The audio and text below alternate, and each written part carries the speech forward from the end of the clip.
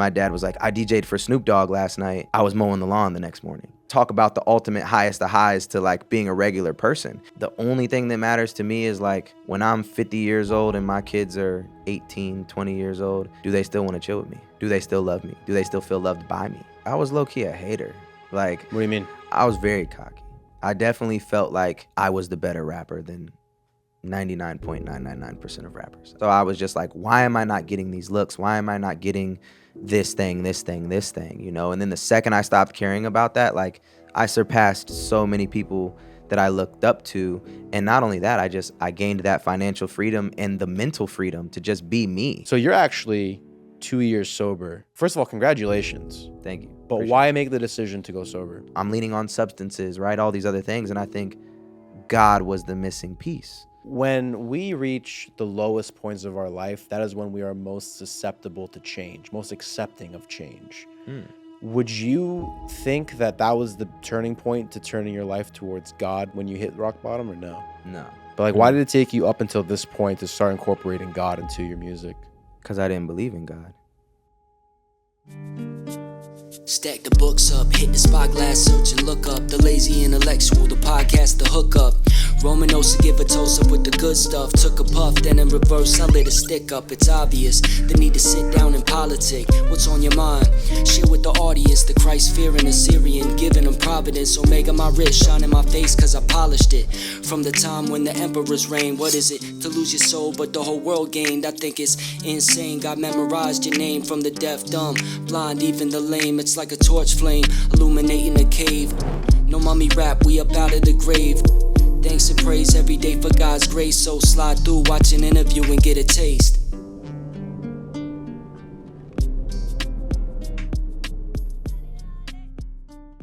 Today I have with me a rapper, entrepreneur, and businessman who is an Arizona legend, who most of you may know from one of his most viral videos that was actually one of the first videos to ever go viral in terms of music videos on YouTube almost a decade ago, doing the nerd raps. Others of you may recognize him from his latest catalogs, which we'll get into today, Mr. Futuristic, aka Zach. Wow. Indubitably. Appreciate you. Thanks for opening up your house to me, man. Yes, sir. Thanks for coming through and making it look all dramatic. Oh, we have to. That's the style we go for now. Facts. So I actually want to start off with your early life, and then I want to get into your catalog of work and then your artistic side. Yes. So you're actually one of 8 children. Your father is a drummer and a DJ who's actually toured with you, performed with you. You started rapping at 5 years old. Yes. All of your siblings have some type of background in music, singing, rapping. And so it's safe to say that your dad had a major influence on your guys' music inclinations, right? Yeah, for sure. So my question is to you is that because you come from such a large family, did you ever, and you were all doing the same things in terms of music, did you ever feel like you were competing for your mother or father's attention? No, that's all my other siblings that feel like that. I honestly could say I didn't. It's a really weird setup because, you know, Papa was a Rolling Stone type beat, you know, where I've never been in the same room with all my siblings at the same time. So my mom, like, our family tree is wild, right? There's 2 husbands involved. You know, my mom had a kid before she got with my dad, then had me, then they split. My dad had kids elsewhere already. So it's like the family is very, very split. But yeah, I've never felt like, oh, I'm competing with my siblings. No. Did you always feel like that you got the attention that you needed from your parents while growing up and never felt like you weren't getting enough because the family was so big? Nah, because the family was never really that big because we never all were together. Yeah, so like it was I only have one full brother. So my household was just me and him, my younger brother. And I know that he's felt at times, you know, like that I was getting all the shine and getting all the attention. And I just did a lot. You know, I played every sport growing up and I was doing music and I was doing all these different things. And my parents were together at one point where he kind of never experienced the fullness of them together. I don't even think he really remembers it too much.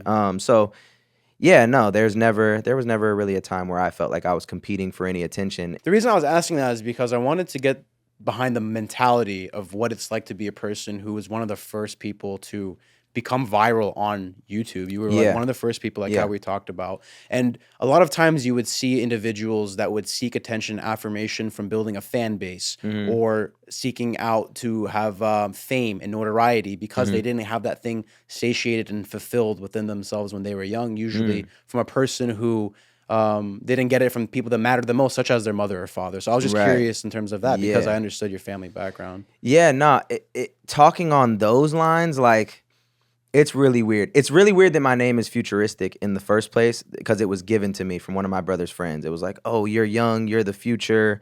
Like, matter of fact, you're futuristic. And that's been my name since I was very, very young. But when it came to, like, I guess notoriety or fame or anything like that, I think maybe it started that way. It started with me and my brother watching the VMAs when I'm maybe in like second grade, right? I did a talent show in first grade, but I remember watching the VMAs, like one of the most vivid memories was watching it and then going in the basement and just being like, we got to be superstars. We got to be Bow Wow and Romeo. You know, like we got to be that. What made me really want to be successful, talk about my dad's influence again. This man had us doing so many chores, and like him and my mom, I feel like are both kind of OCD about the house always got to be clean, the yard always got to be clean, everything's got to be in order. And like that was like what we always were doing. And I was like, you know what, Dad? I'm going to be so rich one day, I'm not doing nothing. I'm not changing a light bulb. I'm not hanging up a picture. Somebody's going to do all that for me. I'm not mowing the yard anymore. So that's like a rebellion, but in like a positive direction. Yeah. And like my dad will tell you, like I told my dad, I'm going to be a millionaire by 25. So you guys are still close. Yeah, for sure. Did you achieve that goal? Yeah. Right on the money. Like, and that's what's so crazy about the name was just like, I said I was going to have 2 boys and a girl. I have 2 boys and a girl. I said that when I was in elementary school. Are you expecting another child, by the way? I have 3. You only have 3 kids right now? Yeah, Are you good don't at 3? say only. You want more? No, I don't. Oh, that's too much. That's too much. No more. Got you. But I've spoke that my whole life. I'm going to have 2 boys and a girl. The boys are going to be the oldest. They're going to protect the sister. Said that since I was a kid. I'm going to be a millionaire at 25. Like, I'm going to be married at 30. Like, I got married at 30. So now this is really interesting because you have the dynamic of essentially a rock star. You're touring all the time. You're performing on stages. You're always gone. And, you know, you also need your creative time. I understand how important it is to sit down, script, write, hash out the drafts and make sure that you iron out all the flaws in it to perfect your art. So with all that in mind, it takes a lot of time away from family time, the things that are most important, right? So now that you're a father of 3, how do you make sure that your kids are getting the same amount of attention that you feel is needed in order to grow up in a healthy environment while also being a creative? Yeah, I mean, my life's completely different. Like, I'm not a rock star. You know what I mean? Like, my life has went in phases, and like I prepared for this phase of my life. It wasn't like it just happened. You know, like I was very intentional. Like I said, I planned to be married at 30.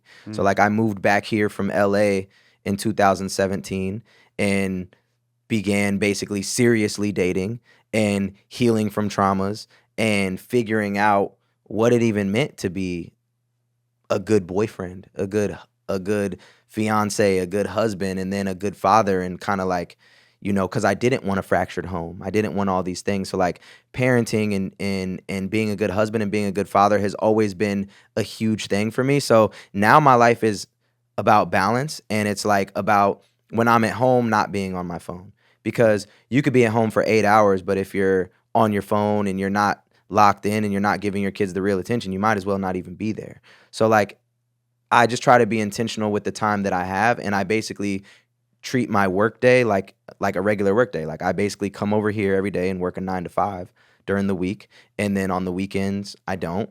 And then if there's anything else that comes up within this 9 to 5 work day that has to do with my kids, like then I'm doing that. You know, like I'm going to swim lessons with the kids and like doing all these different things. And then I have one day a week where my kids go and stay with their grandparents. And when that happens, that's my studio night. So I go and I record and I do all my music every week on Wednesdays. So like I'm really micro focused and really like locked in on, cool, I'm doing my to-do list work from 9 until 2. I'm taking meetings from this time to this time. I'm filming content on Thursdays. I'm studio Wednesdays. So like it's definitely like time blocked micro focus.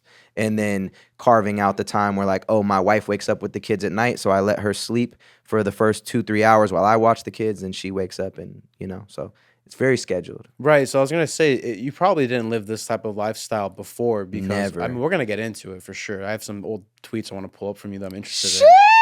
I Oh, got tweets you. is crazy. At least I 10 thought I years old. deleted those. No, no, no. I found some good ones. Oh my goodness. And because of that, I'm gonna say so.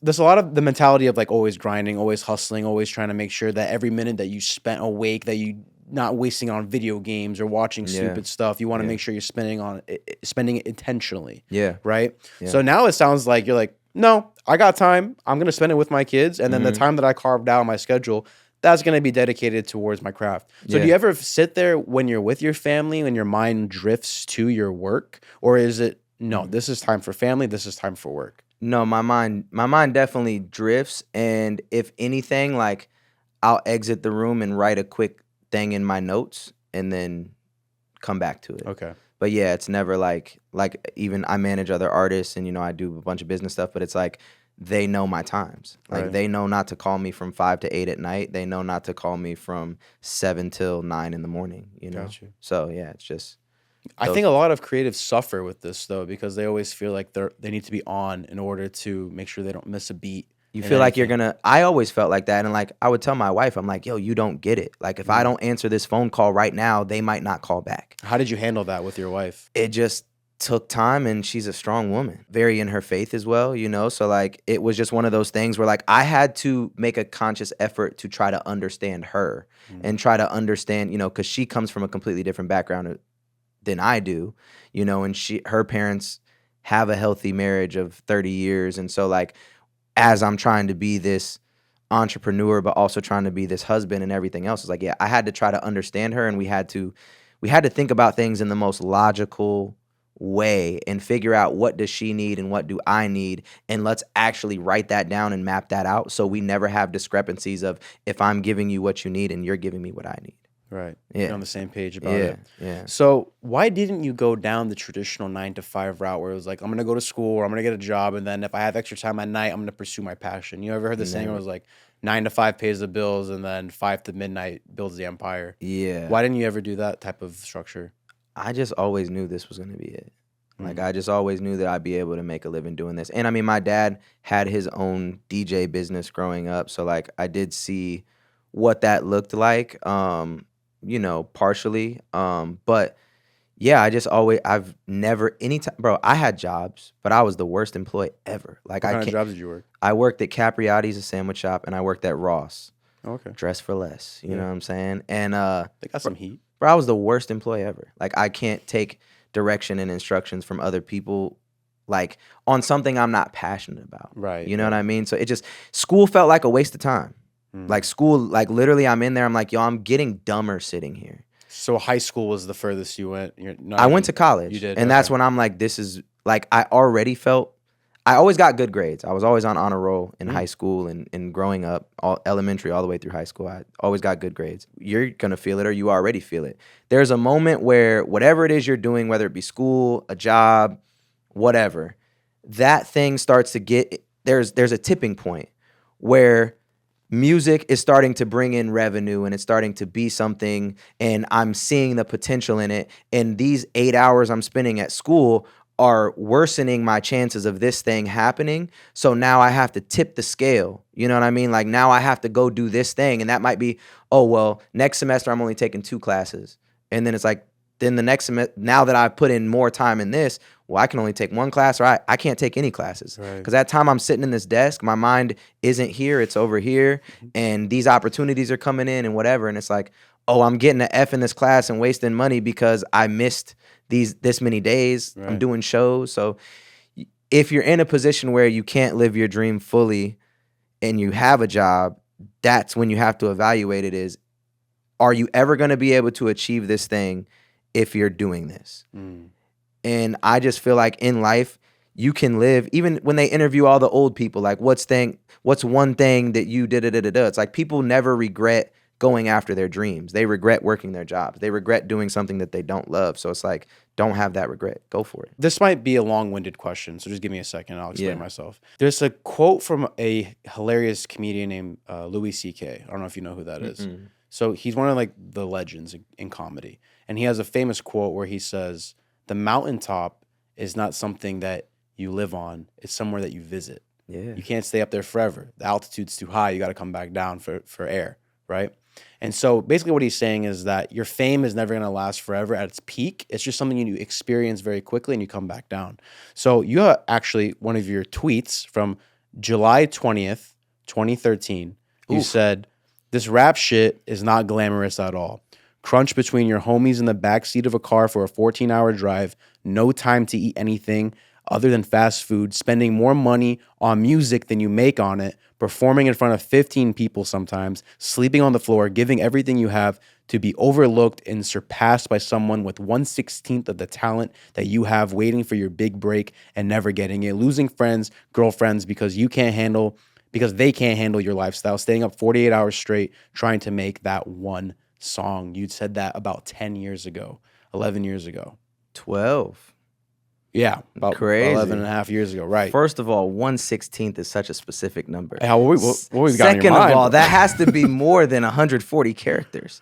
You know what I'm saying? This might have been a Facebook post. I don't know. It looks OG. No, that's crazy. Yeah. But the reason why I bring this up is, by the way, I'll tell you off camera, but I relate to this quote so much, especially one of our most recent trips where it was absolutely ridiculous. Yeah. But you look at the industry, you look at Louis C.K.'s quote, you look at the things that you said that you were losing money for a long time before you were even making it. People won't understand what you're going through. And then, so the way that I look at this industry of being an independent entertainer, not being signed, no one backing you, you're doing this all by yourself, which you know all too well, is that I explain it like it's a wave. It goes up and it can go down and go up again, but you don't know when and how it's going to do. It's going to do its thing. It's just a wave. You got to ride it out sometimes, right? So my question to you is, when you hit the lowest of lows, that's the worst feeling ever. But when you hit the highest of highs, that's the best feeling. When you get that song, when that video goes viral, whatever, right? Is the lowest of lows worth feeling for the highest of highs for you? Of course. Yeah. I mean, lowest of lows is crazy, right? And everybody's is different. And I mean, it literally takes some people out, you know? But so does the highest of highs. Sometimes people are at the highest of highs. I mean, look how many celebrities, like, not to go so crazy and so serious, but look at how many celebrities at the peaks of their career commit suicide. And look how many celebrities, you know, pass away from doing all these things that come with being at these high levels. And I think part of being on the mountaintop, like he said, like, if you're not planted and you don't have a foundation and you don't have your morals and, you know, your real life in order, and you blow up, it starts to get to the point where it's like, it's always, but what else? When you get to that mountaintop, there's nothing above it, right? So if you keep chasing that feeling over and over and over again, that's when it comes into all these different, from drug abuse to sex addictions to all these things that you see celebrities deal with, spending crazy amounts of money, buying crazy houses. And like, for me, that was something from the very jump where I was like, yo, I want to support my family. I always said I wanted to be able to spend money and not think about how I'm spending it. Like, I just want to be able to live and not have to check my bank account before I go somewhere. But that doesn't mean I want to go buy a Lamborghini or a Ferrari or a mega mansion, right?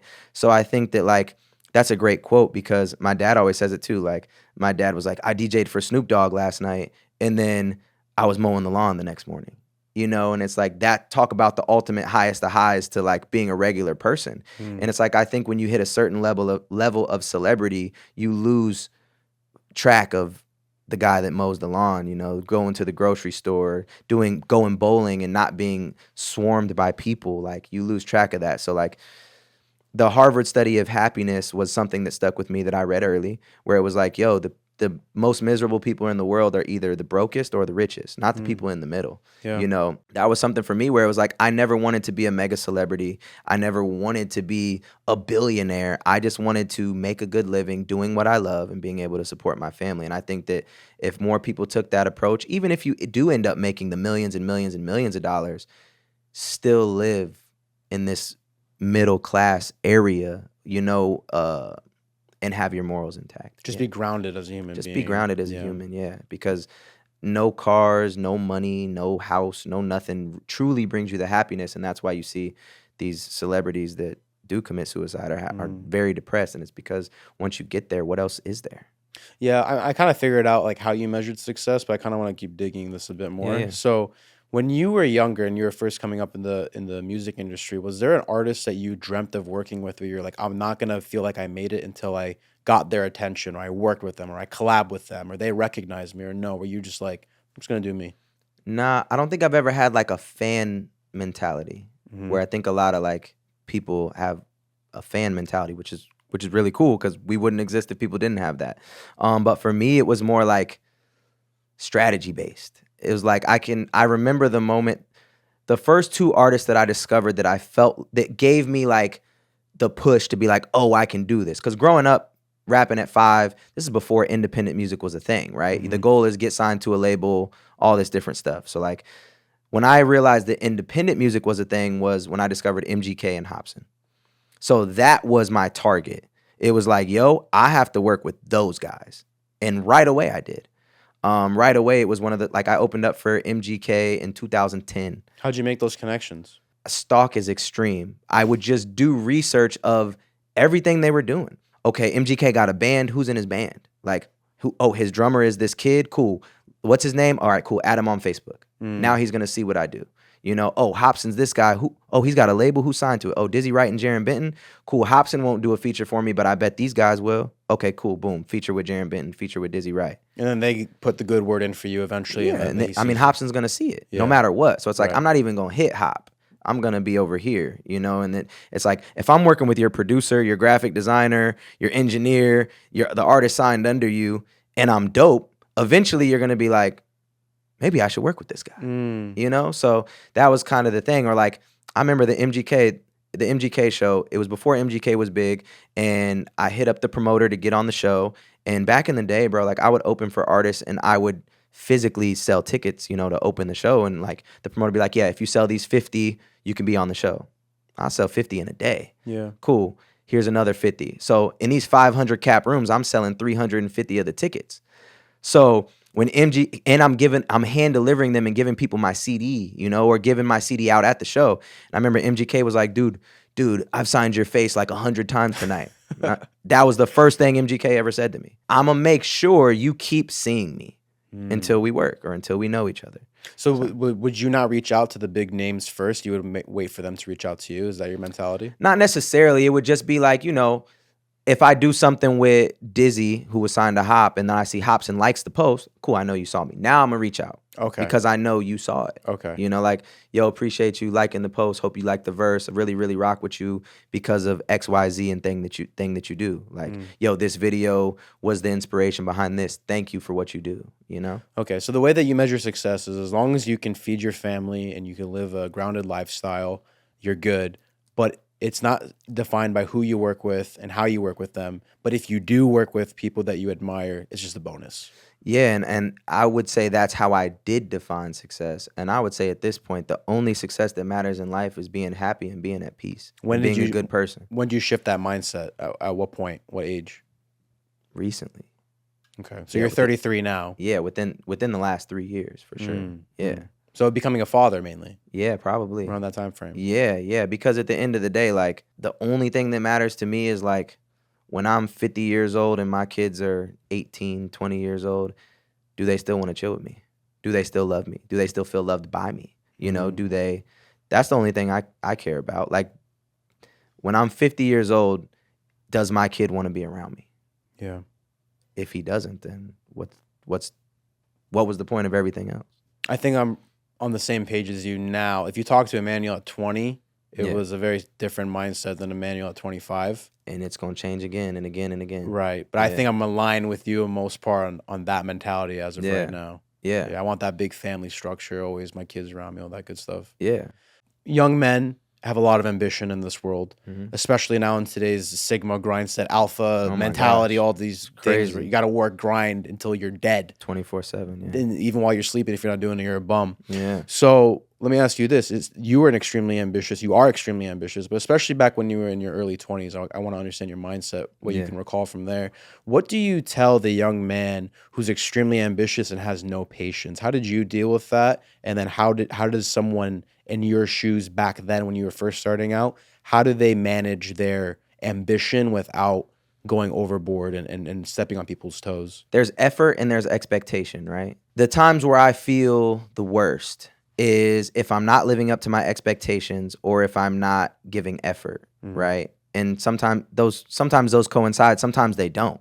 You can grind 24/7, but if you have a crazy expectation, you still might not hit it, right?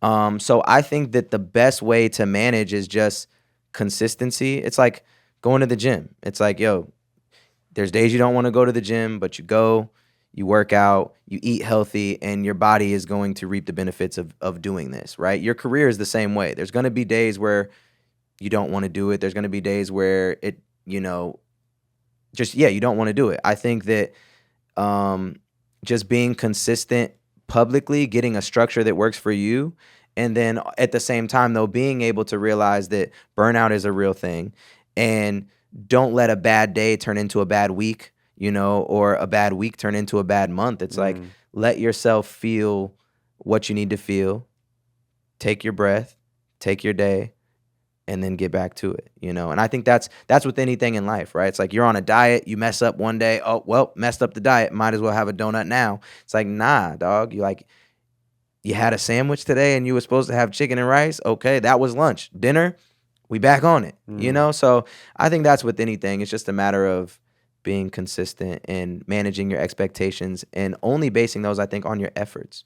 If you always put in the effort and you continue to learn, like you said, evolve and learn, you'll be straight and you'll end up where you're supposed to end up. Yeah.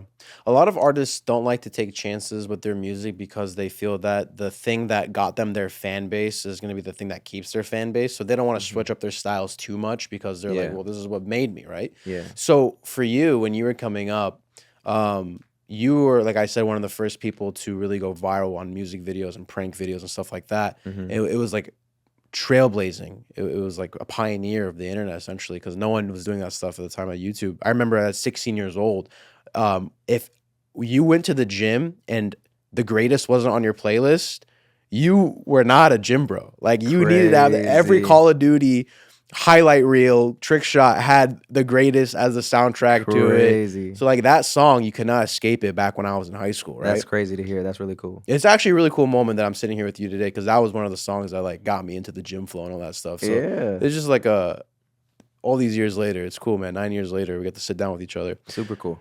Did you ever feel that, with that in mind though, that creating or chasing the trends of the time, what people wanted to hear, is what made you create certain songs? Or were you like, no, I don't care what the people really want, the trends of the time, I'm just gonna create songs because I want it?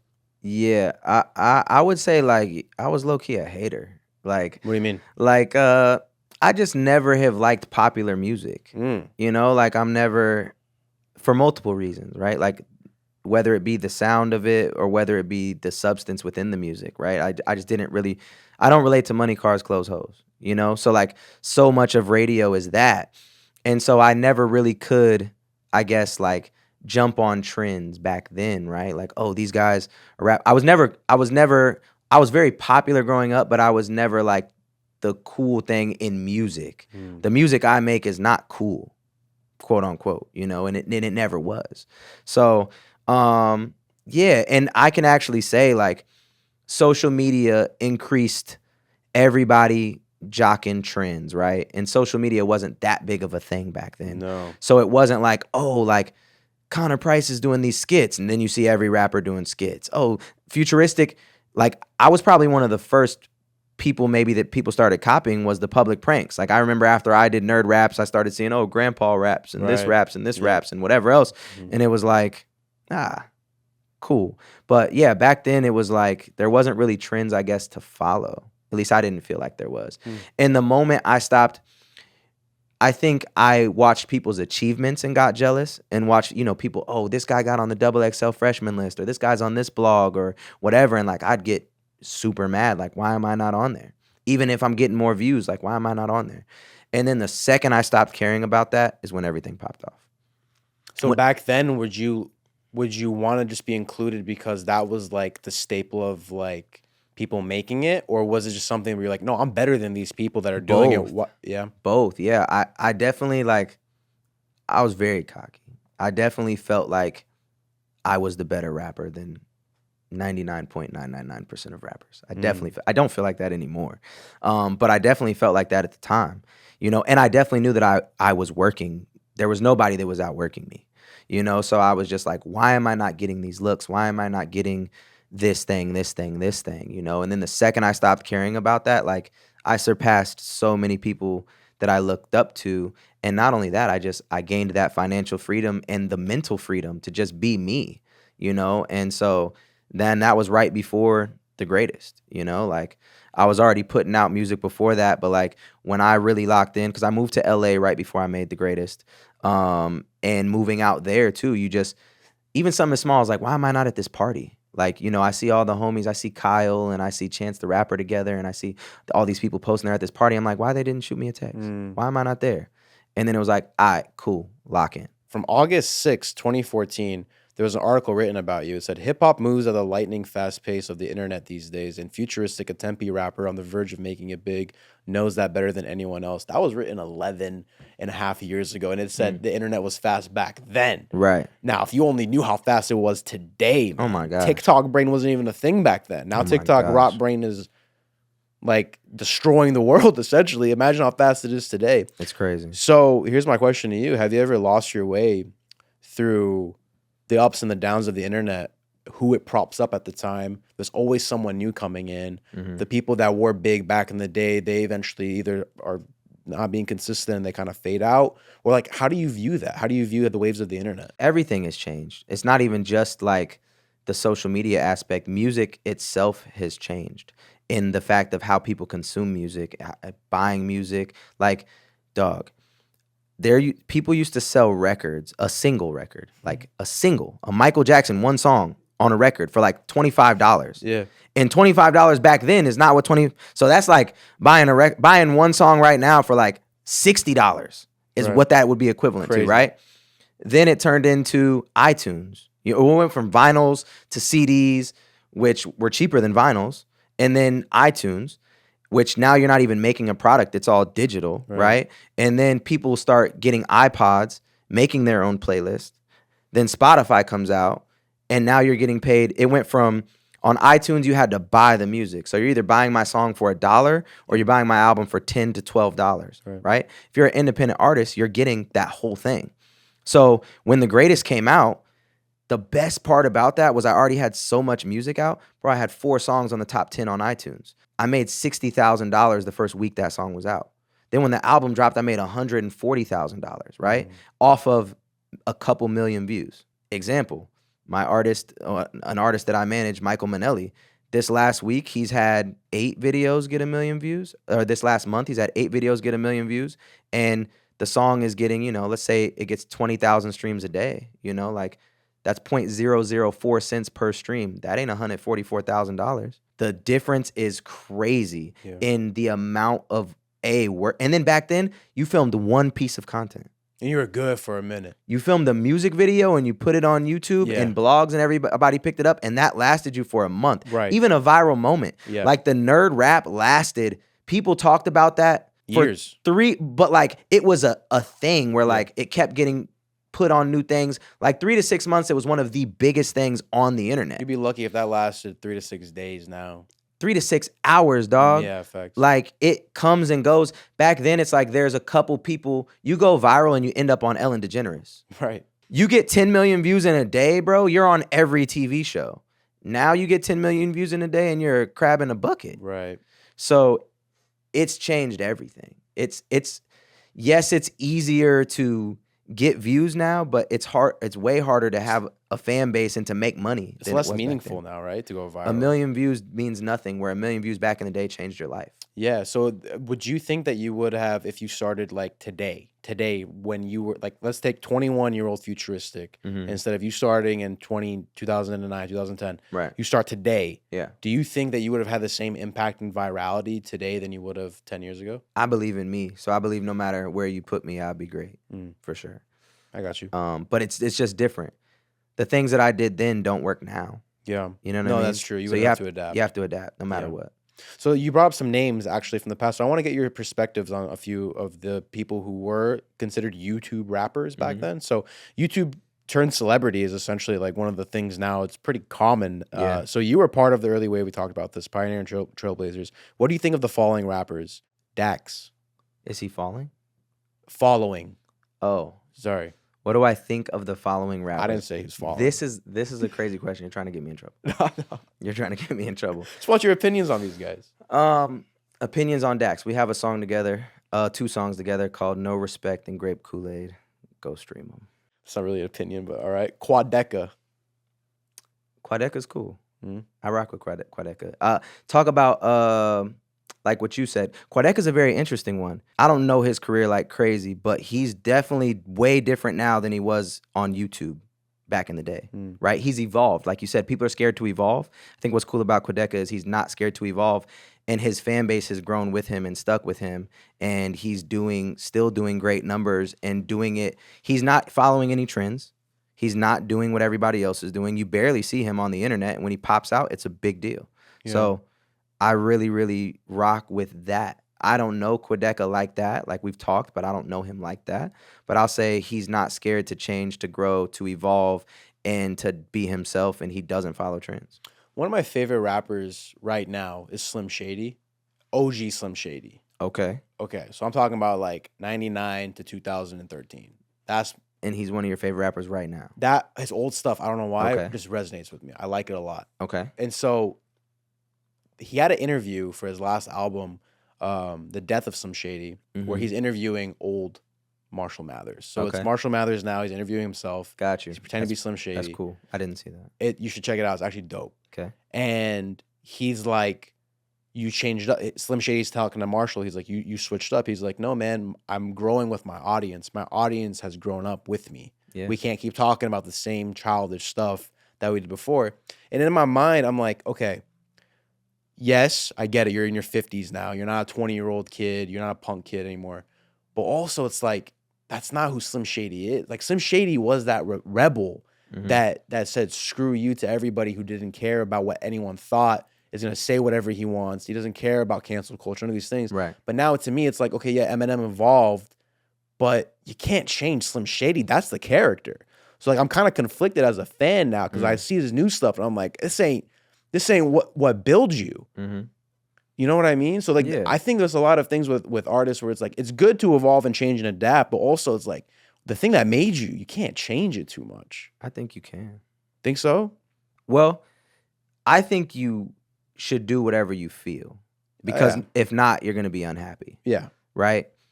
I've changed a ton and changed publicly, and I definitely will say it's been a detriment to my career. That exactly what you're saying, like where you're like, yo, I want to hear this, and it's like, well, I don't do that anymore, you know? Yeah. So, but I'll say I loved Slim Shady as a kid, 99 when I'm 8 years old. Like, I remember listening to that album at 8 and being like, this is the hardest thing ever. And his new album, he does go back to that style, and I hated it. I was like, turn this off. This is disgusting. Why is this old man rapping like this? So as a grown man with kids who doesn't really curse anymore, who doesn't drink, who's not out going crazy, and I know Eminem is not like that either, why is he saying this stuff on his album? It was very cringy to me. Really? Where I'm sure a lot of people, well, I know, because it came out while we were on tour, and the van was split. There was like 4 of us that are like, this is absolute garbage, turn it off. And then there's the other 4 that are like, yo, he's back doing da-da-da-da-da. And I'm like, don't nobody want to hear that. And I think I think what people mistake from the other side, right? Literally from the other side. Like you said, when The Greatest came out, if you're in high school, you made core memories to that song in those moments. And that's why you love that song. Yeah. If I dropped that exact same song today, it wouldn't give you the same feeling. You got that feeling because you were with your friends, you were playing football, you're in the locker room, you whatever it did for you then, it's nostalgia. So it's like, I think that fans need to, they probably never will, but you got to just realize that song was a moment in your life that you connected to. Love that song for that moment. You know what I mean? And that's fine. Like if an artist only has a 3-year career and he gave you that, like go listen to that. Go bump that. I think like even like a Tyler the Creator, bro, like look how much his music changes and he's completely singing on one album and not even rapping, and then he's doing this, but his fans grow with him the whole time, you know? So I don't know. I think there's case studies of both where artists completely change and everybody grows with them and they still crush. And there's artists that switch up and they lose their entire fan base. Right. You know? And then there's artists that try to hold on and it feels weird.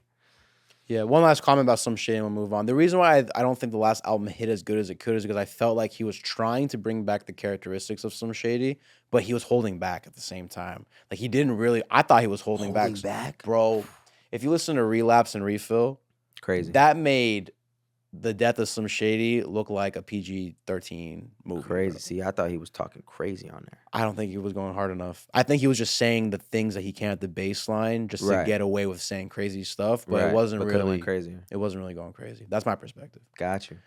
DDG.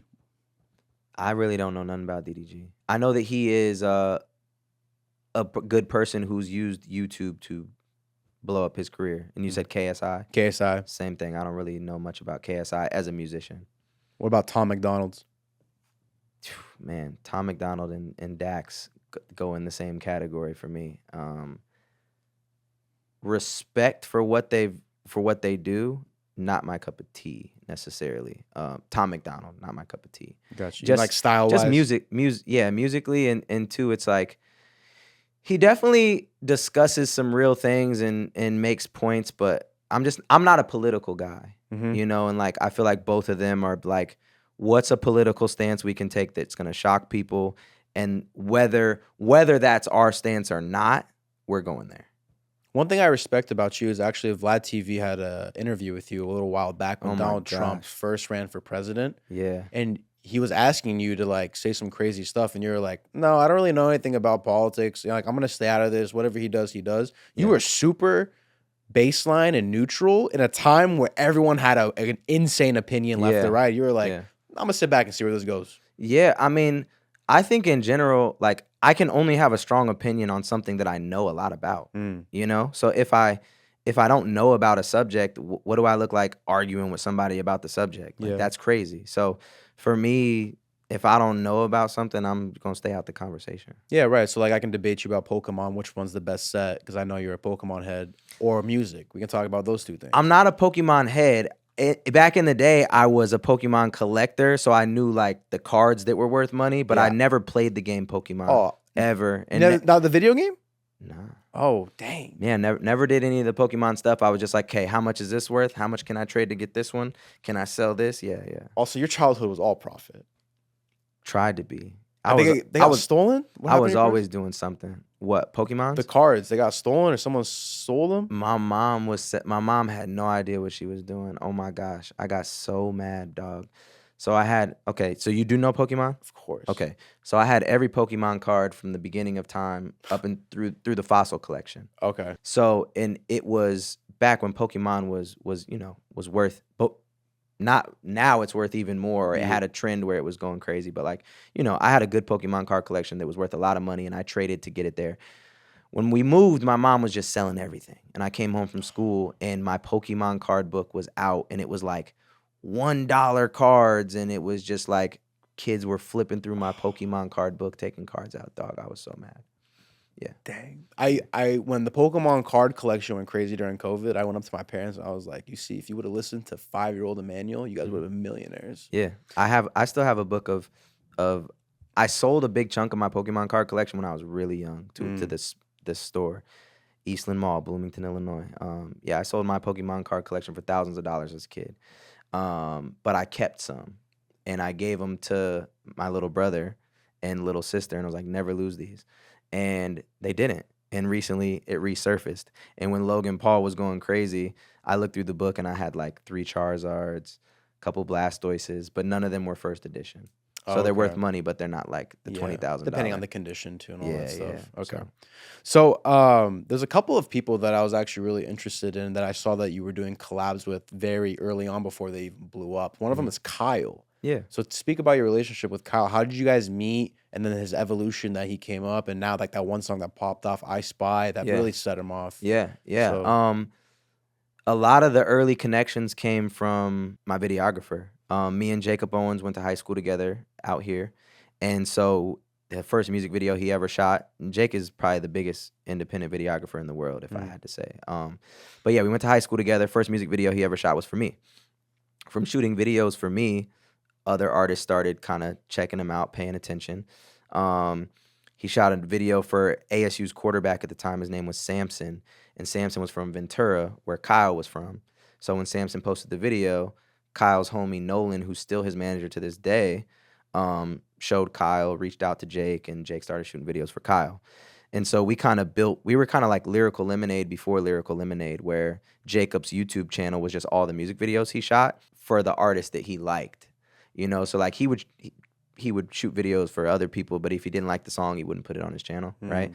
But so the artists that he really liked, there was like 6, 7 of us that were like regulars, you know, and Kyle was one of them, I was one of them, and, you know, some other people, and that's where our relationship kind of started, you know. Was Kyle already, No. he had no traction back then? None. Okay. Yeah, none at all. That was his first music video, I think, was with Jake. And first one that ever got any traction, for sure.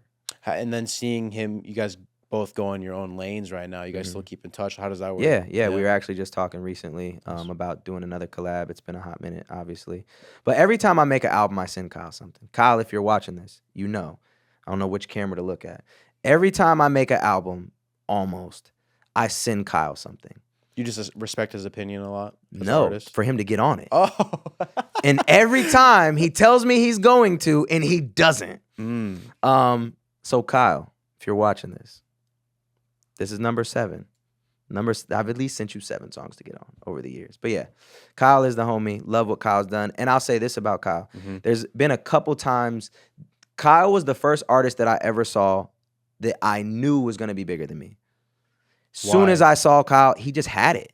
When he was walking down the street in the We Can video, it was the first time I felt insecure. Like on some like, dang, this dude is like, he's nicer than me. You ever tell him that? I don't know if I've ever told him that. But it was like one of those things, we're pretty similar and people actually confuse us. Like if you were a fan of that channel back in the, like people come and be like, dog, like when you dropped Lexicon, that was crazy. I'm like, yeah, that's not me. That's Kyle. You know, Kyle was the first artist that I ever saw where I was like, yeah, he's going to be huge. He's going to be bigger than me. An artist that was smaller than me at one time that I'm like, he's going to be bigger than me. Nice. Yeah.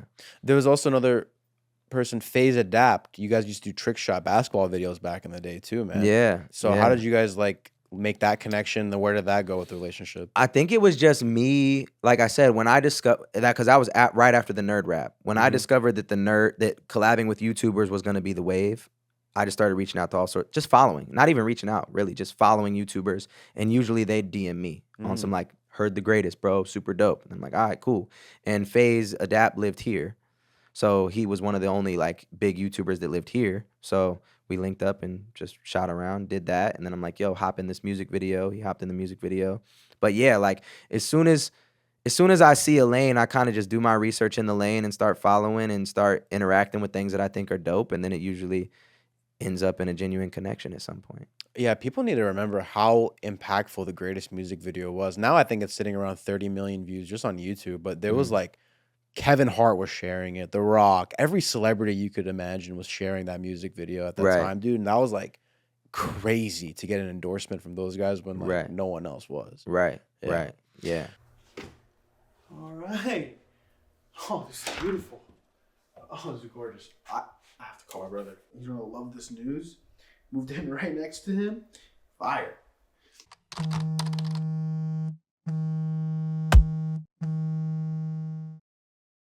Hey, man. Bro, crazy news. Just closed on the house I was telling you about. You did? Congratulations. I know I didn't tell you, but you're not gonna believe where it is. I moved in right next door. This is how it was, like we were kids running it. Nope. Hell no. Can get dropped. Yeah, John. I need to sell my house. Yeah, I know. I understand we just closed escrow. No, I understand that I've been in the house only for 10 days. I need to sell right now. No, I understand I'm going to have to pay extremely high capital gains tax. John, I need to sell my house. You don't understand. I need to sell my house. I can't live next to this guy, John. You don't understand. Get me out of here, John. I've been living with this guy for 25 years. You don't understand what it means to live with this guy, John. You don't understand what it means. Sell my house. I don't care that we're selling at a loss. Put Rita on the phone. Rita, thank God. Rita, listen to me. Nice house.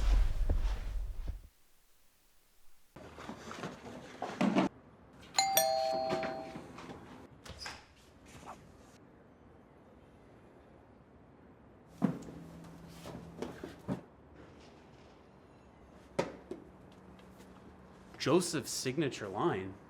I know exactly who I can use this on. Hey, Tom. It's right here. Joseph's signature line box comes with the following. The volumizing powder aids in protecting the melanin in the hair, allowing the hair to retain its natural color and prevent premature aging. Joseph's signature line beard oil is essential to every man's morning routine as a conditioner, moisturizer, and softener to tame the most unmanageable hair. The beard pencil makes beard shaping easy. Easily define style and enhance eyebrows or beard shapes to give the natural appearance you're looking for. The Beard Balm comes in 2 flavors, sage mint or tropical vanilla mango, that keeps your beard looking rich by locking in the moisture from all your natural oils. And it also comes with a light, thin razor that allows lining up your beard for improved maneuvering, precision lines, and extra detailing. Unclog and reduce pores, remove blackheads, and control oil with Jacob Joseph's charcoal nose strips. All can be found at josephsignaturesline.com. I noticed that your beard's a little dry. So we're gonna put some nice beard oil on you. A little bit there. Just some powder, a little bit more. But I know that your nose gets a little bit, you'll be alright. You're fine. Alright? Good? And some beard balm just to finish it up. A lot of it. Just a lot. Oh, there goes that. Ooh, alright. Oh, nice little beard balm. See, now you look like you're developed. What? Was I missing a couple? Watch out. Oh my god, this actually works pretty fine. Look at the beard. Your beard. It actually works pretty good. Was it?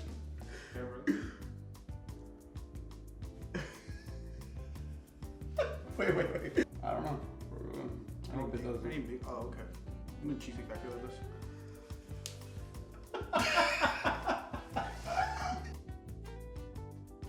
Alright, and lastly, let me line you up real quick. No. I don't always smoke cigars. That's a lie, I do. But when I do, I smoke House of Sticks. You have to be 18 or 21 in some places to smoke tobacco, so viewer discretion is advised. What I really like about the Sticks cigar Cade Beau 7-inch Salamoon is the wrap. It has a very nice sweet taste to it. It has a nice draw. This is actually a very nice cigar for a casual smoker, a person who likes premium hand-rolled cigars. So if you're in the market for cigars, visit houseofsticks.com. They're your go-to. Introducing Salon Blissful's very own product, the Blemish Shield. I even used this product to get ready to shoot this ad by getting rid of irritation, red spots, and blemishes by applying a small patch that goes on your face to suck up all of the gunk and erase all of the pimples and extractions that you need to look good before you get on camera or go out in public.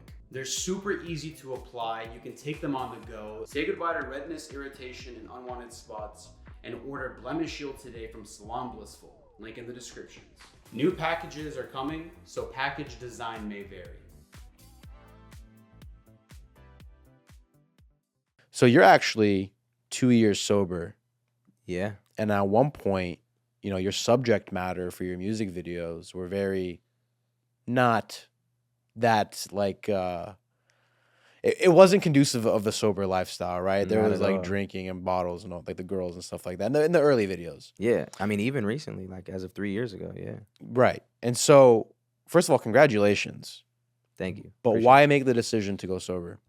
My pops lived up the street, and I went to his crib for like Thanksgiving or something. And I had my son with me. I had one drink. I drove home. My son in the back seat. Got home and was like, yo, I'm an idiot. Like, why did I just do that? You know, like wasn't drunk, wasn't tipsy, 4-minute drive, you know, but I'm just like, if anything would have happened, you know, so I did that. And then I was like, I'm never even having a sip of alcohol and driving, especially like with my kid in the car, Wow. you know? And then after that moment, every time I drank, I like started to like feel like not good, you know, like I can't really explain it. I wasn't like sick. I just didn't feel good after drinking and it didn't hit the same. And normally like I used to be able to drink a bottle of Ciroc in a day and be fine, like insane. So one drink, I'd be like, I don't feel right.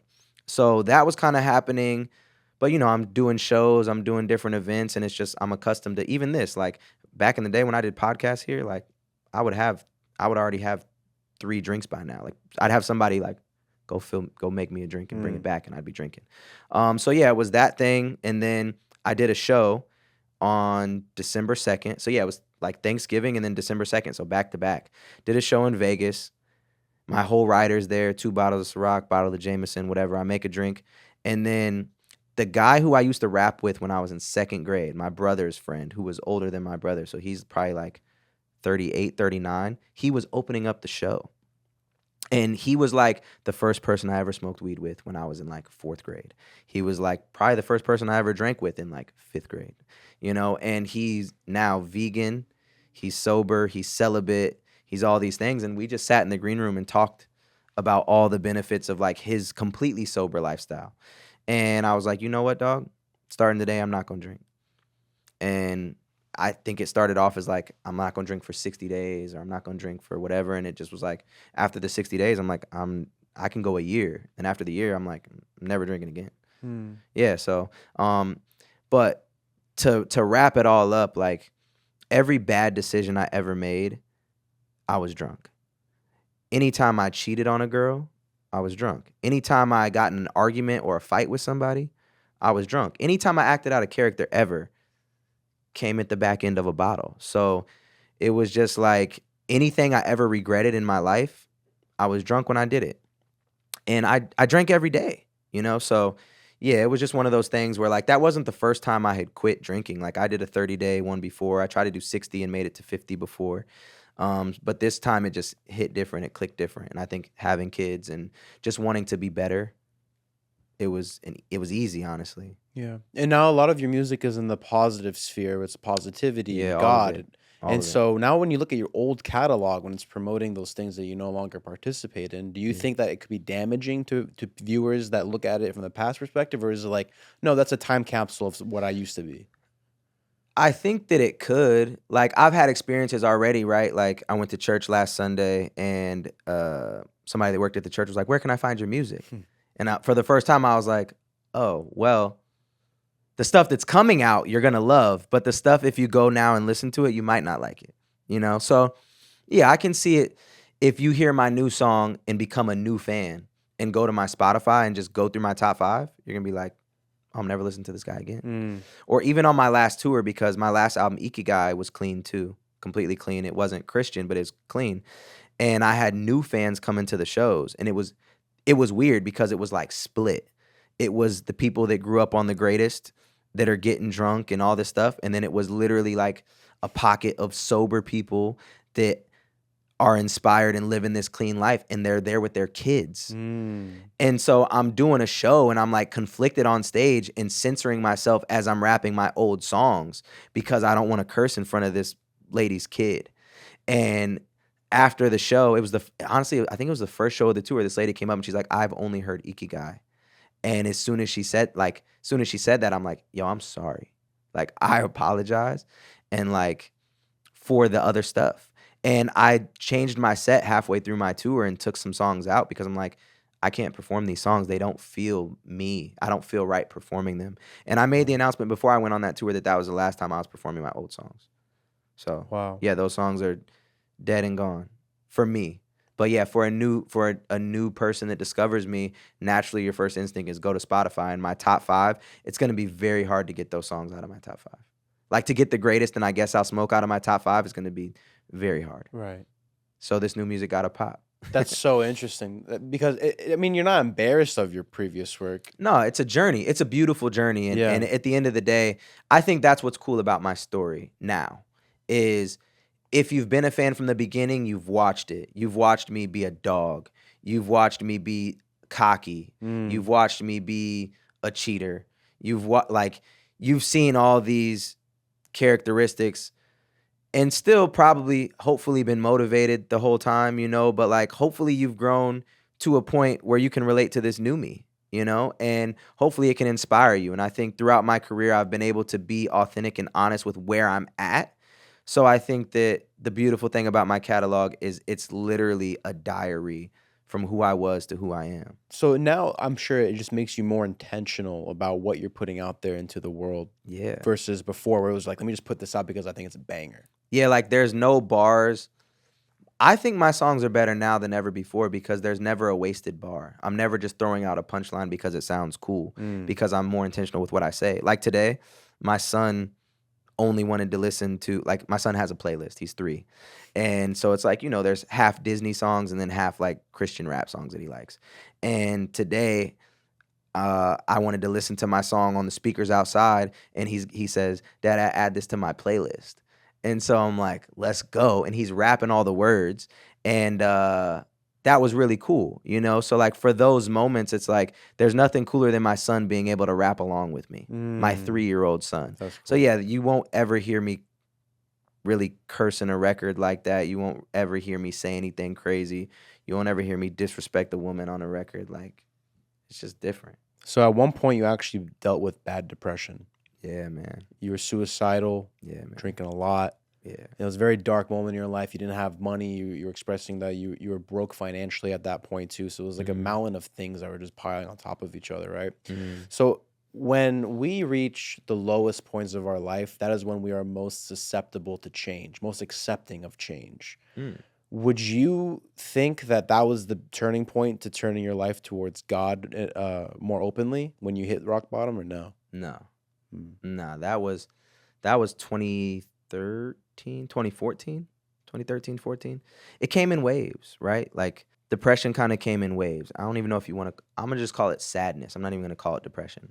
I got sad in waves of time where you overthink everything, you compare yourself, you're angry, and then you're drinking on top of it, which is just enhancing all those things and making you do more things, that you'll regret or that are out of character, then you're disappointed in yourself. So it's like this crazy loop of sadness and bad decisions all wrapped into one. So yeah, I think that was what was happening at those times. But that definitely didn't lead me to God. No, what led me to God was trying to understand my wife, to be honest. Yeah. I'll get into that. Yeah. I want to get into that. But first, you tweeted as of recently on the 3rd of this year, January 3rd, 2025, you said, "You're sad because you're not keeping the promises you made to yourself." Yeah. What promises did you break to yourself recently that made you think of that? Working out. Yeah, working out. I was in a slump, low key. Me and my wife been talking about it recently. We were both in crazy slumps. And I think it was just the balance, trying to, like, holidays are always weird as a creative. I feel like it's always weird because you're expected to take a break. Yeah. And so you two, you eat bad, right? And then 2, you're dealing with family, which could be good or bad. And you're dealing with expectations, which could be good or bad. So holidays are always weird, I think, for a lot of people because, or even like death, right? Like somebody that used to be there for the holidays that is no longer there. So when you go into the holidays, all the things that you're accustomed to doing, you kind of turn off. And then you eat bad on top of it. And then you're around people that you may or may not like, or that or that are just, you're just cramped in, you might be cramped in space, you might be around uncomfortable situations, whatever it may be. So the holidays are just weird. Yeah. And I think at the end of it, that's what it was. It was like, cool, I'm on it, I'm doing this, I'm doing that. And then it's like, slow down, take a break. And now I'm like, I'm off. And it was hard to restart the engine. Self-care and self-love is a message that's heavily emphasized in the Christian hip-hop sphere. A lot of guys you listen to, DJ Michael had a similar story. Yeah. John Keith, similar story. Yeah. No Big Deal. The guys of Indie Tribe. A lot of them have dealt with depression. You can hear it in their lyrics and their songs like that. It sounds like with you going to church, no more cursing, all these things that you're entering into, and you're in the very self-care type sphere. Your last album is called Ikigai, which we're going to get into right after this question, but it's basically like the ultimate version of self-care. Yeah. Right? So Yeah. it sounds like you're creeping your way into the Christian hip-hop sphere. Is that accurate? For sure. Yeah. For sure. Yeah. Like I said, I always, my albums are diaries about where I'm at in life, you know, for the most part. So yeah, I think that even going into this year and even last year, like it's been a journey finding God. Finding God even, I'd say again, even, you know, growing in my faith is a huge priority and figuring out how to do that. It's like the last piece of, I think, my puzzle of self-care, because I've always been a guy who's like, from even like when I was sad, right? Like even when I was going through depression and when I talked about it in music, I always hated when artists would glorify taking pills and being sad. There's so much sad music out there, and to me, that's not going to help somebody not be sad. You're just going to be the soundtrack for them to continue to stay sad. Yeah. So anytime I made anything sad, it was a matter of like, I was sad and I'm getting out of it. Or I'm here, but I want to get out of it. What, you know, or here's the blueprint to get out of it. Or stop doing this, dummy. You know what I mean? This is why you're sad. I felt like I had it all figured out, but then I would still have these moments of sadness or these moments of being overwhelmed or angry or I'm leaning on I'm leaning on substances, right? All these other things, and I think God was the missing piece. That the self-care and the self-love and everything like that, it's like, yeah, you can go to the gym, you can eat healthy, you can be confident, you can be beautiful, you can be all these things. But if you don't have a relationship with God, that's the last piece and the most important piece. All this other stuff you can still be out of whack. You can still be moving completely wrong. So do you think the lack of mental health positivity comes from not having a relationship with God? I don't think that's the only thing necessarily, but I do think for me, right? Yeah. I can only speak on me. The last few things that I struggled with, right, as somebody being entrepreneur, creative, and ambitious, right? Like you have moments where you're very overwhelmed. You have moments where you're confused. You have moments where you've mapped out your whole year and you know what you're going to do and you're ready to go get it, right? That could be the wrong plan. You can make a plan for yourself, but that might not be what God has in store for you. So it's very, very hard as the person who's ambitious to say, I'm doing all these things and nobody's stopping me. Cool. That could lead you to misery. So God is, for me, kept me from going into things that I wasn't meant to do.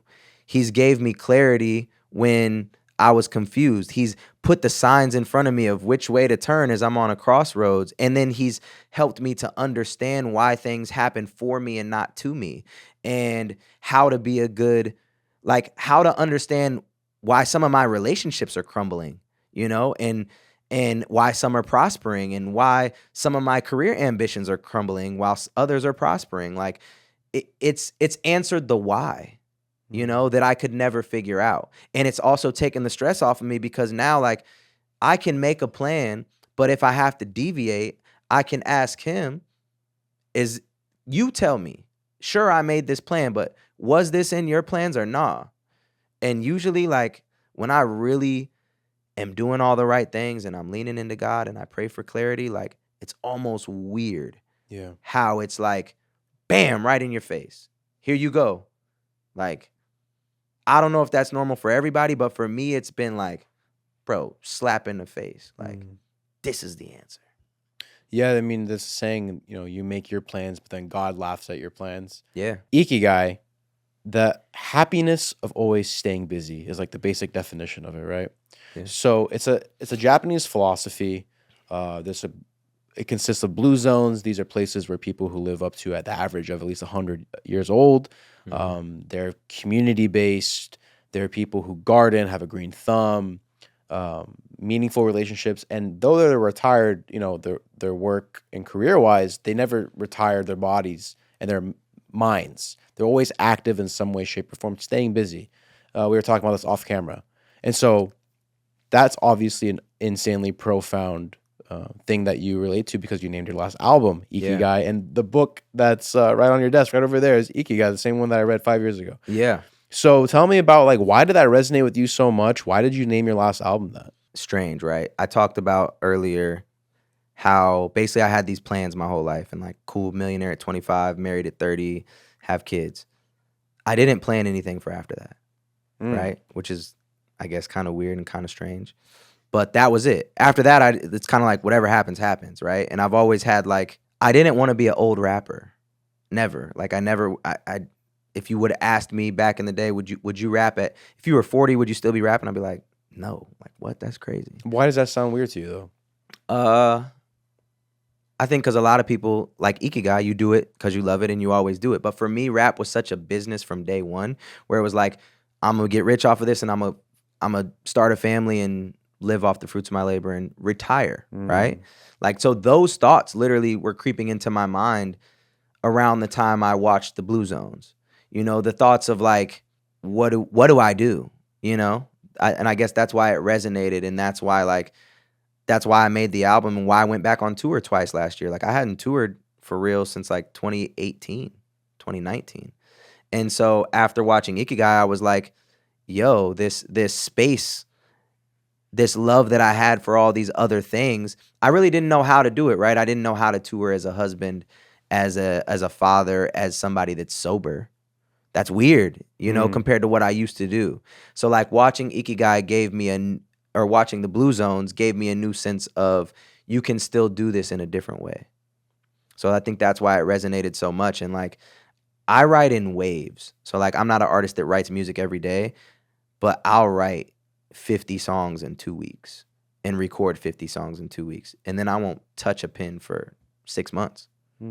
But 50 songs is 3-4 albums worth, you know? So when I made Ikigai, it was like I watched the Blue Zones and the next day I was in the studio and I made that album within like the majority of it in like 2 weeks. The waves of motivation need to hit you. Yeah. So yeah, that whole situation had me ready to move. I'm like, let's go to one of these Blue Zones. Right. I want to move somewhere where I could walk everywhere, where I could like, I was looking at cribs to move straight up. So yeah, it inspired me a ton. So how much of that lifestyle of Ikigai do you incorporate into your everyday life?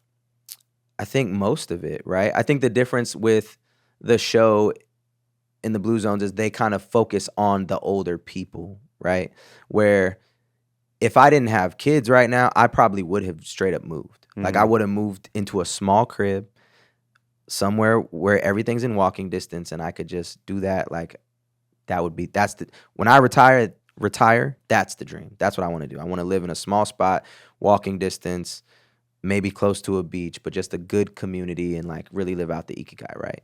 I think being younger and having young kids and having businesses and everything that I have to do to provide for my kids and all these assets that I'd have to figure out how to move and get rid of, it's a little more complicated right now. But I mean, yeah, like I work hard. I do what I love. I have a strong sense of community. I try to eat healthy. And that's like the main thing I struggle with. Like I love my sweets. I love Me too. You know what I'm saying? Like Yeah, bro. every time I eat, I'm like, I need a chocolate, bro. I say we live in Willy Wonka's chocolate factory. Yeah, You open up bro. any cabinet, a piece of chocolate's gonna fall out. Exactly. It's crazy. I'm the same way. So like, but yeah, I live my life pretty Ikigai-ish for sure. So in that, and the one more thing that we were talking about behind the cameras before we started filming was the fact that they all incorporated some type of religion or philosophy into their Yeah. lives that they abide by. Yeah. Yours is the Christian Yeah. sphere right now, and you actually have 2 songs on those albums where y'all need God, I love you, and you rap about the values: eating good food, accepting life, setting yourself free from materialism, and then finding Yeah. God to abide by. So why did it take you this long? I know you mentioned it was your wife, but like, why did it take you up until this point to start incorporating God into your music? Because I didn't believe in God until recently. Yeah. Well, what changed? What was the catalyst? I guess I believed in God. Actually, I don't know if I did or not, man. I was on the fence. It's such a long. People always ask me, "What's your testimony?" Right? My testimony is very wild. Like growing up, I went to church, but not with my family, with my neighbors. because I liked the girl. I liked this girl, and her dad was a pastor at a Baptist church, and I went to church because I wanted to be by the girl, right? And not only that, their house felt warm. Like where I talked about my family was divided and all this stuff, their house felt warm. It felt together. It felt great, right? So I was going to this Baptist church, loved it. My babysitter was Catholic. I went to church with them, hated it. The girl I was talking about, her dad ended up having a whole nother family outside of them that none of them knew about.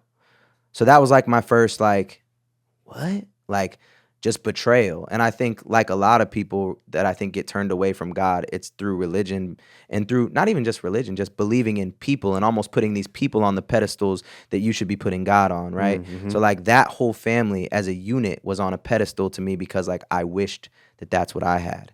And at the root of it was their church, you know? So when I found out that was like boom, boom, slap in the face, right? Then my mom, who I don't know if she ever believed in God before, and she doesn't really believe in God now. I don't want to misquote, my mom, but she definitely is not in her faith. But at one point in time after her and my dad split up, she became a Jehovah's Witness. And that was crazy to see. And then their beliefs were completely different. And then somebody in that church molested somebody else. And so then boom, slap in the face again, right? Like, dang, okay, cool. My mom is into faith and she's into religion, and it's different, but sure, like I'll buy into this. Like, this is cool. Then I dated a girl in 8th grade who her family was big in church and she was big in church. And then like, shout out to her, but like she was wild and like cheated on me with like a grown man, like crazy. And I'm like, yo, how can you have these roots in faith? Like she got me to go to church again after me not going for so long. And then did that, right? And her family was like always just angry and so like all these things that didn't really represent the church, right? I guess that was like kind of my last real, that was kind of like the last straw. And then I just kind of became like, I don't know, like church isn't for me, religion's not for me. Then I started kind of getting more inquisitive about it again later in life. And my grandma passed away. And I don't know if my grandma had a relationship with God or not. If I could go back in time, the one thing I would ask her is if she had a relationship with God. I don't know.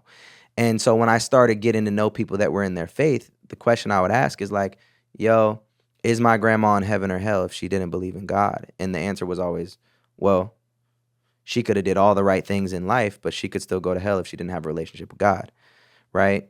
And then I'm like, but you can murder 50 people and then repent and have a relationship with God and then you can get into heaven? Yeah, of course. It's a hard concept to wrap your mind around. So I'm just like, dog, I'm out. Right. Forget that. I'm like, what type of bouncer is God? He just at the club, like, nah, you not getting in. It's like, but dog, I've been nice my whole life. I've been a great human. I've gave back. I've done this. Yeah, but you don't know me. You ain't coming in here. Oh, you shot that dude down the block, but you rock with me now? All right, come on. You know what I'm saying? That's crazy. It's insane. So that was like, that's kind of how I just justified pushing it away. And then it wasn't until me and my wife started getting serious. So before we were married, and we would get into it. And that was our biggest issue, was always like, I felt like she was judgmental. I felt like she wasn't understanding. I felt like she just didn't understand me. And she was like too stuck in her ways, basically. And like, felt like she didn't love people the right way and all these different things. And it was just because she was in her faith and she knew her rights from her wrongs, and there wasn't a gray area to her. It's like, I don't have to answer any question that you ask me necessarily, because the answer is right here in this book. So if this says that this is wrong, it's wrong. And I'm not rocking with you if this is what you're on. I'm not being around you right now. Like, I'm not allowing this in my home. I'm not allowing this in my life. I'm not, like, it says to push this away. It says to not do this. It says that you shouldn't be doing this. So as my husband, you're not going to do that. Wow, so she was really checking you. Yeah. And any other girl I've ever had, I've walked all over. She's the first girl to ever hold me accountable with anything. And that must have been refreshing. It must have been, because I married her, but it was also like, oh, what you mean? I've been doing this, So it was really just being like, okay, you don't want me to do this? Why? You know, and then she would go to Bible study. I never went to Bible study with her, and she would come home and we talk about it. And I'm like, oh, that's cool. I can implement that. That's a cool scripture. All right, dope. And then she come back the next week. Oh, that's dope. I rock with that. That makes sense. Yeah, we should do that. You know? And so it kind of just started being like that, where like the thing that lit her up, I wanted to understand why. So you were also inviting Jesus into your relationship without even noticing it. Yeah. And then when you have kids, it's the conversation of, so are we making them go to church? Are they going to Bible study with you? You're gonna baptize Are them? we going to baptize them? Are we Right. going to pray with them? Are we going to what? You know? And it's like, I'm not holding my kids back and saying no, you know? Like, so if they choose it, then, you know, so we just started having those conversations before we had kids, and it just turned into once again, if I don't know about it, I can't make an educated decision.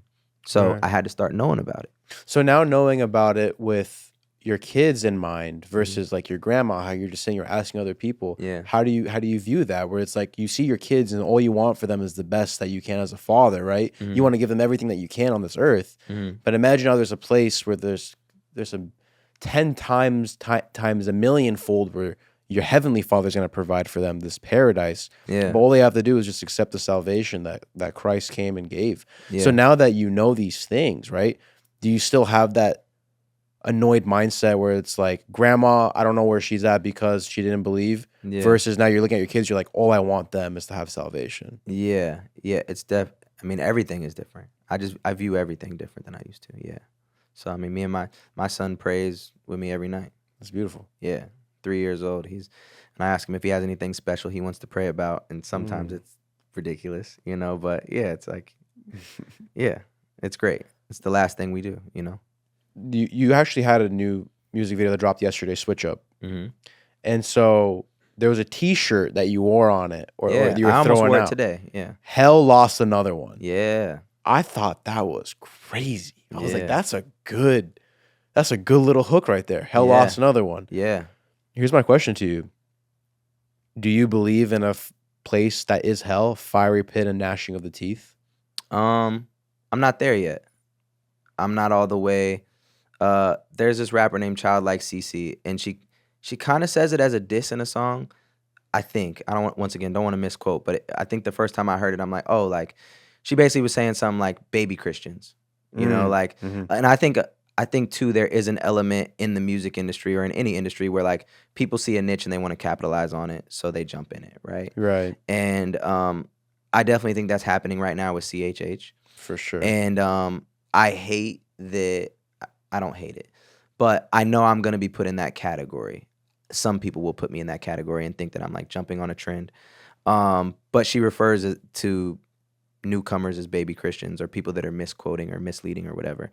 And I think baby Christian is kind of cool because I feel like I'm a baby Christian. Like I'm at the beginning of like really knowing and learning and growing in it. And it's like, it's exciting. Yeah. Learning something new, especially something this important, is like really, really exciting. So yeah, I don't want to be somebody that ever misleads, misquotes. That's why I always talk about like my relationship and like how I've been feeling and how it's affected me. And like I don't have, you know, my memory card has so many things going on in my brain that I don't have scripture memorized, but I do go to Bible study every week, and I have been going to church, and like I walk away holding information and applying it to my life. So yeah, I don't know if you ask me certain scriptures, I wouldn't know. You know, I wouldn't have them memorized, or I couldn't be like, oh yeah, that's this from this. I respect that. You're not talking out of your butt. You're waiting Yeah. until you learn about it to give a perspective on it. For That's sure. tough.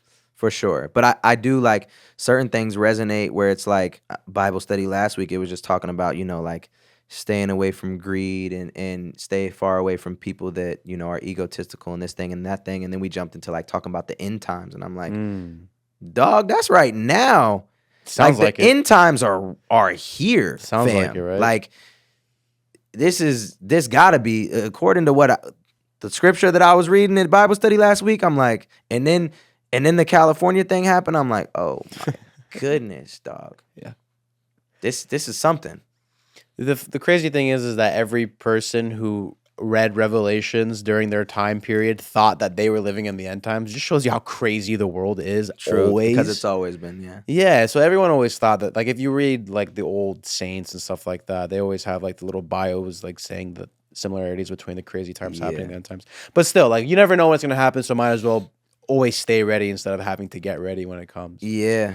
I want to for actually sure. comment on one thing that you said before moving on. You said that the people would deter you away from the religion itself. And I think that's such an important thing to touch upon because it's Yeah. essentially you're putting your soul's direction for the rest of eternity in the hands of other people. Mhm. But people don't reflect God. People are flawed. People are the ones who make the mistakes, are full of sin. And the fact that a lot of individuals would let a human being determine their relationship with God, to me, has always been, I understand it, but it's unfortunate and very sad. Yeah. Because now you're giving people the power of your soul versus the one who created it. Yeah. And there's a Bible verse, I think it's in 1 Corinthians, where it says, do not put your faith in the wisdom of people, but in the power of God. Yeah. And so human beings will always have their opinions. They'll label you baby Christian. They'll have all of these things. They might have the best intentions in the world for them. At the end of the day, as long as you speak to the source and have a relationship with Christ and God, Christ is God, that's all that matters. Everyone else's opinions, what they yap about, what they gossip about, that has nothing to do with you. Matter of fact, none of our business what people have to say about us. That's their opinion. Let them talk about it. Let them say that thing. Facts. That's got nothing to do with us. Facts. Yeah. I have a card game that I developed a little while back. It's called the Lazy Intellectual Card Game. Very creative name, right? You gotta, Basically, you got to get a box. I know I'm working on it right now. I did this bougie thing with the sticker, just put my logo on Okay. it. Okay. We're working on it. We're We on our love way that. up. We love that. So it's just questions that you would ask a person trying to get to know them, maybe on an intimate level. You can bring it on a date, talk to a person who like wants to become an interviewer, where they don't know what Okay. kind of questions to ask. They're in here. So I'm gonna shuffle this. I would appreciate it if you can pull a card and answer as truthfully as possible.